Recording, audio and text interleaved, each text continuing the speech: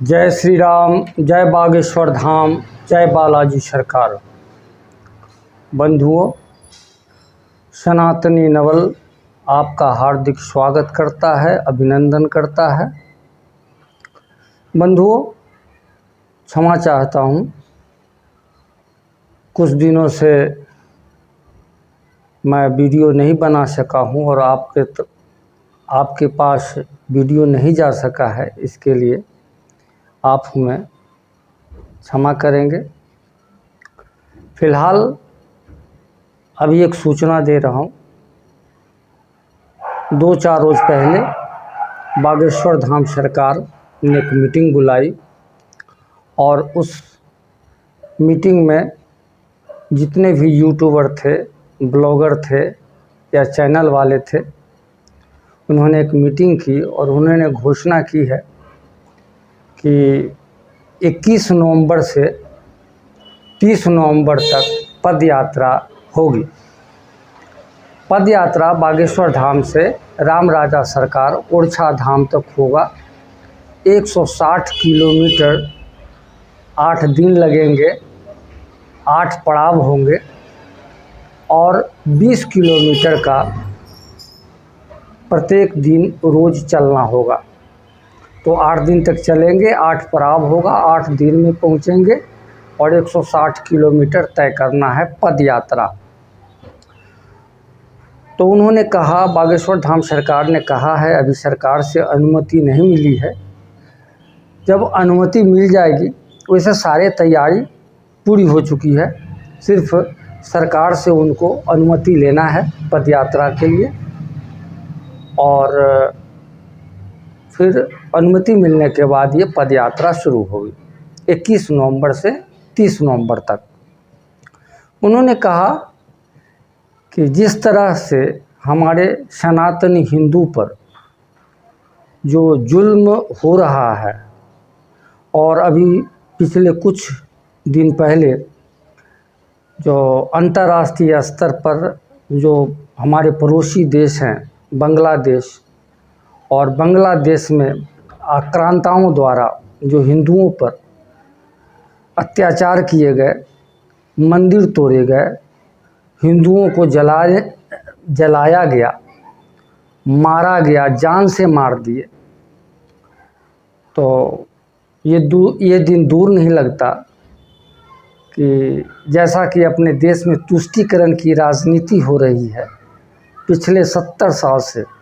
हमारा देश 1947 में आज़ाद हुआ, लेकिन ये आज़ादी हमें लग रहा है 14 के बाद ही मिला है। जो कुछ सनातनी जाग रहे हैं, 14 से जाग रहे हैं, 2014 से। और अभी समय आ गया है। हमने राम मंदिर भी देखा है, बनते हुए देखा है, और हमारी आने वाली पीढ़ी कहेगी कि भाई हमारे बाप दादाओं ने राम मंदिर बनते हुए देखा है, जो 500 साल पहले जिसे नष्ट कर दिया गया था आक्रांताओं द्वारा। हम विश्वनाथ मंदिर भी देख रहे हैं और आने वाले समय में हम मथुरा कृष्ण भूमि भी अच्छे ढंग से देखेंगे। हमें भगवान पर भरोसा है, वो पल ज़्यादा दूर नहीं है। लेकिन फ़िलहाल बंधुओं, बागेश्वर धाम सरकार ने ये चिंता व्यक्त की है कि आने वाली पीढ़ी, आने वाला समय हमें कभी माफ़ नहीं करेगा अगर हम ऐसे चुपचाप सनातनी बैठे रहे, सोए रहे। तो जिस तरह से बांग्लादेश में हद पार कर दिया, तो अब उनका कहना है कि उस समय दूर नहीं कि भारत पर भी संकट आएगा। तो मुख्य जड़ है हमारे देश में तुष्टीकरण का। लोग नेता कर रहे हैं कि जात पात करके ही जनता को गुमराह किए जा रहे हैं। हम सनातनी हैं, सनातनी हिंदू हैं, जाति पात से कोई मतलब नहीं है, सब एक हैं। हिंदू एक हो जाओ, यही हमारे बागेश्वर धाम सरकार का कहना है। नेता गलत फहमी में पहले जो राज किया वो रखा, वो जाति जाति करते हैं, अपनी जाति नहीं बताते हैं।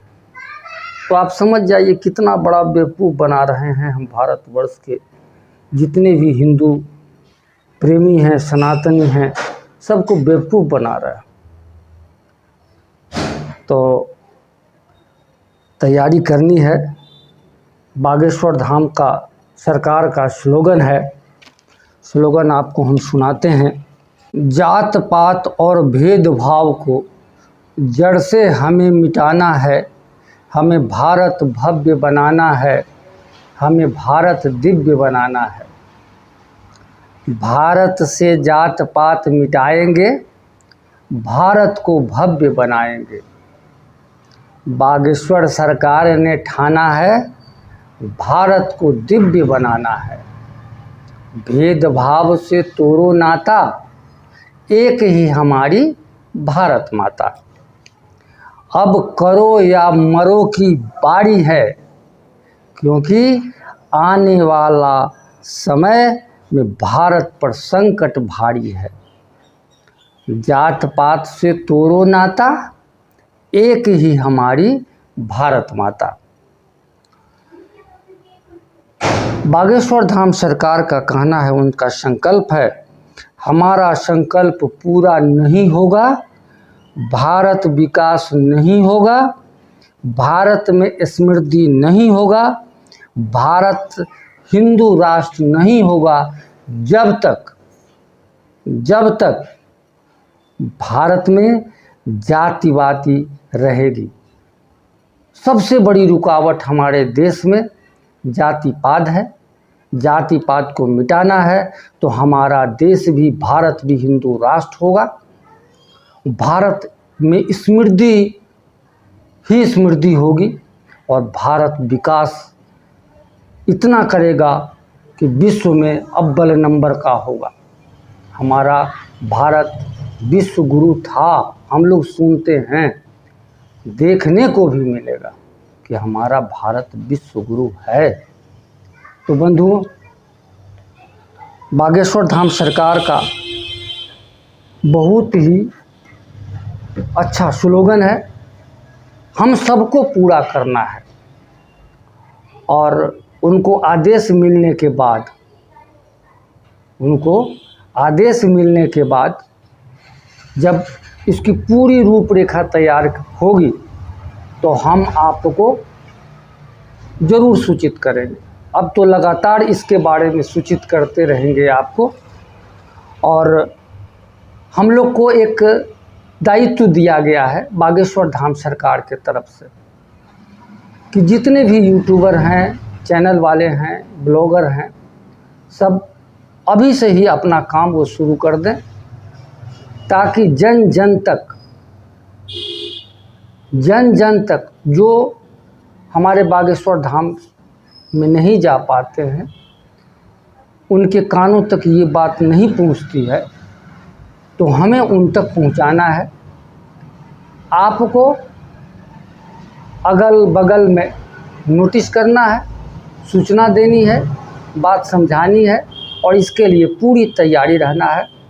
और जब तक हम अपने पूरे भारतवर्ष में बात नहीं फैलाएंगे तो ये अंतर्राष्ट्रीय बात नहीं बनेगा। जब तक हम फैलाएंगे नहीं तो पूरे विश्व में हम अपनी बातों को सुना सकते हैं, जना सकते हैं। तो बंधु, इसके लिए आप भी तैयार हो जाइए। तो बागेश्वर धाम सरकार का कहना है कि हमें हर हालत में वो कुछ,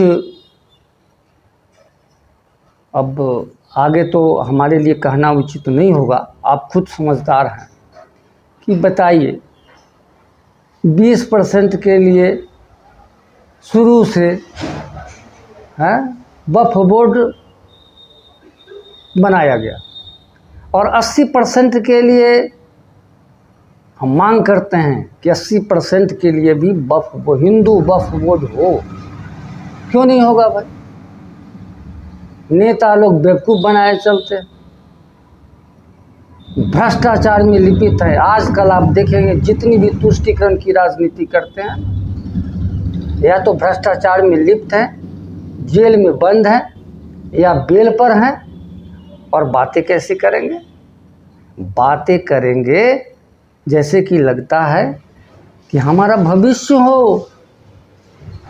वाह, सारा को बेवकूफ़ बनाए हुए, इतना बेवकूफ़ बनाए हुए है कि जनता भी उनको बेवकूफ़ बना रही है। आप देख रहे हैं कि उनकी क्या हालत हुई है, फिर भी वो समझने को राजी नहीं है। तो जो समझने को राजी नहीं है, जो दूसरे का जात पात पूछता है, बताइए जात पात से क्या मतलब है भाई? हमें भारत को विकास बनाना है, भारत में समृद्धि लानी है, भारत को हिंदू राष्ट्र बनाना है। बताइए, जहाँ पर 80% है वह हिंदू राष्ट्र नहीं होगा, और जहाँ कैसी कैसी बातें कर रहे हैं लोग, ये समझ से परे है। आप भी समझ रहे हैं इस बात को। वो तुष्टीकरण की राजनीति अब नहीं चलेगी।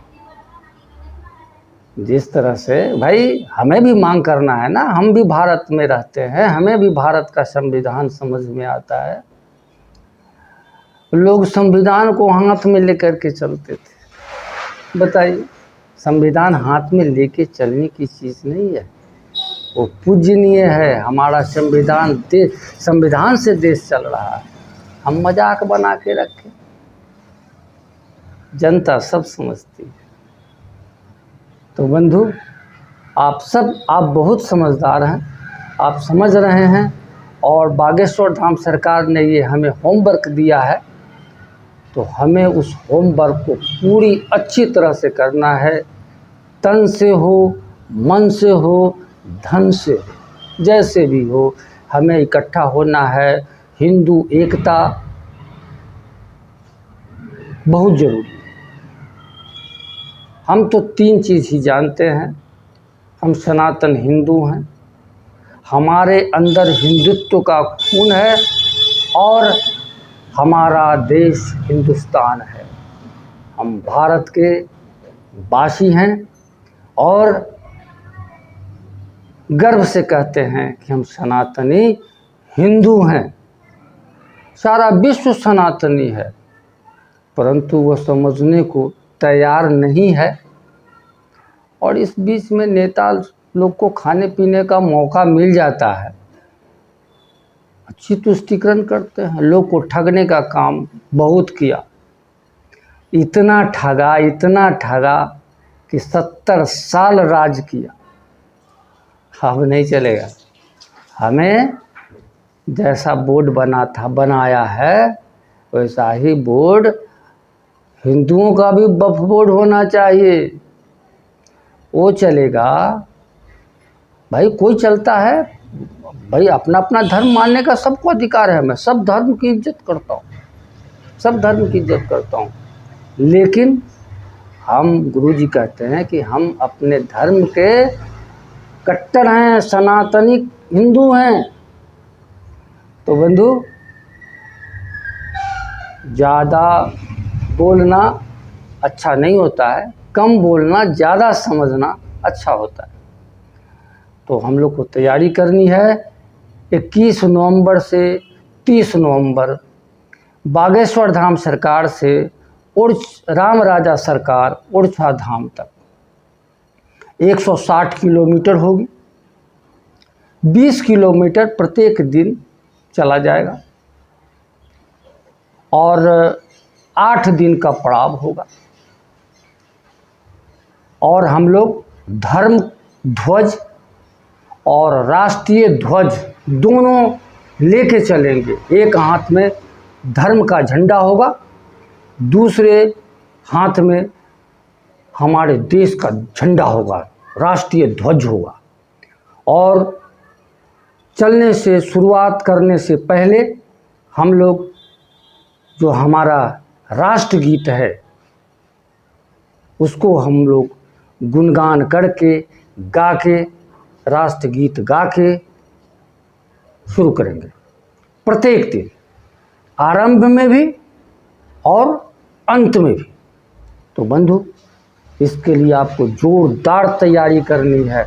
बागेश्वर धाम सरकार का सपना है, बागेश्वर धाम सरकार का बोलना है कि हमें हर हालत में सनातन हिंदू को एक करना है, जाति पाति को मिटाना है, भेदभाव को मिटाना है और सारे हिंदुओं को एक हो जाना है।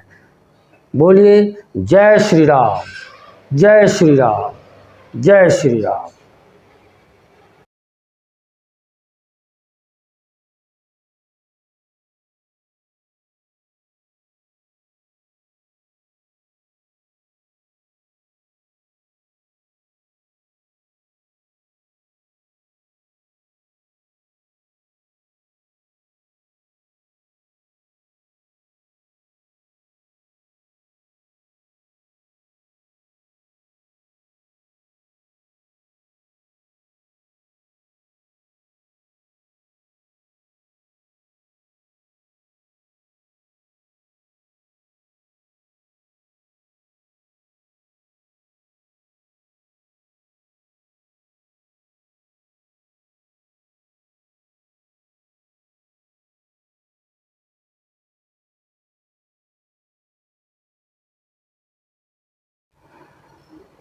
जय श्री राम, जय बागेश्वर धाम, जय बालाजी सरकार।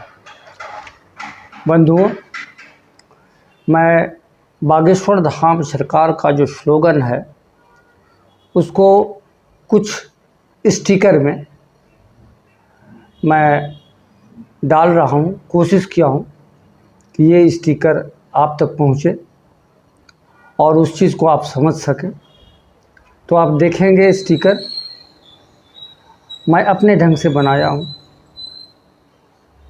तो मेरा ये मानना है आपको ये वीडियो बहुत अच्छा लगेगा, पूरा देखेंगे और अपनों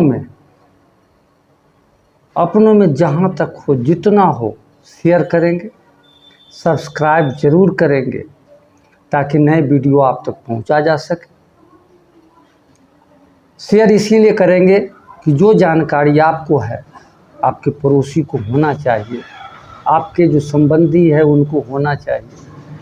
तो आप शेयर करेंगे, लाइक करेंगे, कमेंट करेंगे और कमेंट करके आप ज़रूर बताएंगे कि ये वीडियो आपको कैसा लगा। जय श्री राम, जय बागेश्वर धाम, जय बालाजी सरकार।